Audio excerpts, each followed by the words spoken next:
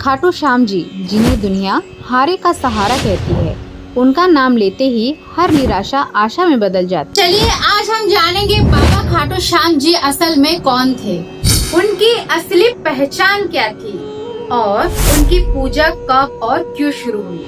नमस्कार दोस्तों, मैं हूँ ममता देवनाथ और आपका स्वागत है हमारे इस नए वीडियो पे। सबसे पहले असल में जानेंगे बाबा खाटू श्याम कौन थे।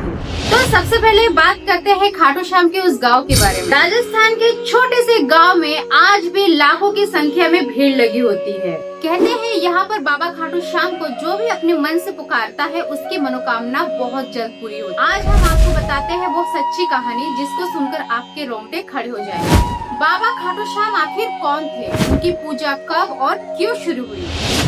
खाटू श्याम जी महाभारत के वीर बारबरिक थे। बारबरिक भीम और नाग कन्या अहिलावादी के पुत्र थे। उन पर भगवान श्री कृष्ण और शिव के असम कृपा प्राप्त थे।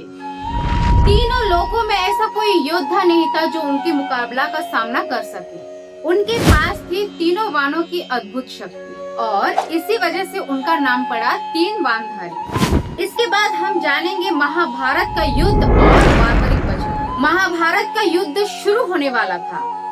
बारबरिक ने निश्चय किया कि वो सबसे कमजोर पक्ष की सहायता करेंगे। उन्होंने यही वचन दिया था कि जो भी पक्ष बहुत ज्यादा कमजोर होगा मैं उसी का साथ दूंगा। श्री कृष्ण जी समझ गए अगर बारबरिक युद्ध में उतर गए तो पूरा संतुलन बिगड़ जाएगा, क्योंकि उनके सिर्फ 3 बाण कुरुक्षेत्र के पूरी सेना को नष्ट करने की ताकत थी। अब हम जानेंगे भगवान श्री कृष्ण की परीक्षा। कृष्णा जी ने बारबरिक का रूप और शक्ति परखा और अंत में दान में उनको अपना शीश दिया। और बारबरिक ने भी बिना संकोच किए उन्होंने अपना शीश दान कर दिया।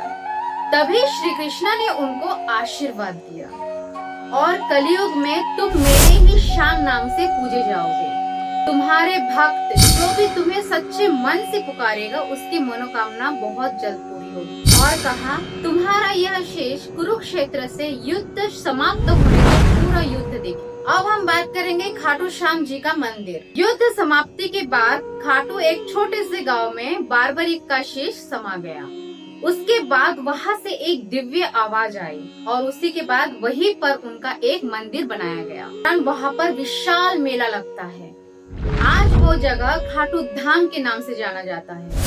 खाटू श्याम की विशेष पूजा फाल्गुन मास में की जाती है। वहाँ पर लाखों की संख्या में भीड़ जमा होती है। जो भी हार मानकर उनको अपने मन से पुकारता है उनकी नैया पार हो जाती है। खाटू श्याम की यह कथा सिर्फ वीरता और बलिदान का ही नहीं है बल्कि विश्वास और आस्था की भी है।